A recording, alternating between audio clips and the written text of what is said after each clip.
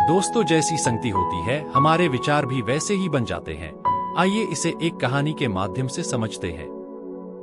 एक बार एक राजा शिकार के उद्देश्य से अपने काफिले के साथ किसी जंगल से गुजर रहा था, लेकिन दूर दूर तक शिकार नजर नहीं आ रहा था। वे धीरे धीरे घनघोर जंगल में प्रवेश करते गए। अभी कुछ ही दूर गए थे कि उन्हें कुछ डाकुओं के छिपने की जगह दिखाई दी।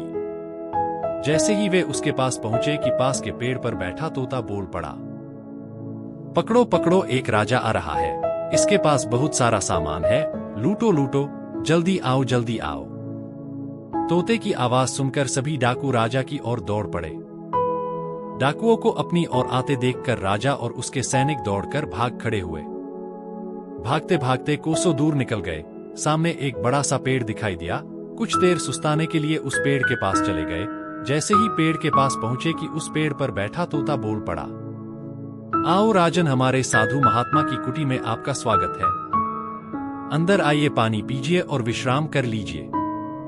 तोते की इस बात को सुनकर राजा हैरत में पड़ गया और सोचने लगा कि एक ही जाति के दो प्राणियों का व्यवहार इतना अलग अलग कैसे हो सकता है। राजा को कुछ समझ नहीं आ रहा था। वह तोते की बात मानकर अंदर साधु की कुटिया की ओर चला गया। साधु महात्मा को प्रणाम कर उनके समीप बैठ गया और अपनी सारी कहानी सुनाई। और फिर धीरे से पूछा, ऋषिवर, इन दोनों तोतों के व्यवहार में आखिर इतना अंतर क्यों है?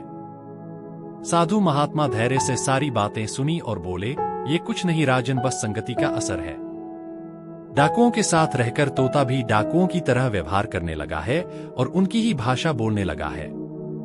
अर्थात जो जिस वातावरण में रहता है वह वैसा ही बन जाता है। कहने का तात्पर्य यह है कि मूर्ख भी विद्वानों के साथ रहकर विद्वान बन जाता है, और अगर विद्वान भी मूर्खों के संगत में रहता है तो उसके अंदर भी मूर्खता आ जाती है। इसीलिए हमें संगति सोच समझकर करनी चाहिए। दोस्तों, संगति का असर हमारे जीवन में बहुत प्रभाव डालता है, इसलिए हमें सोच समझकर अपने दोस्त चुनने चाहिए।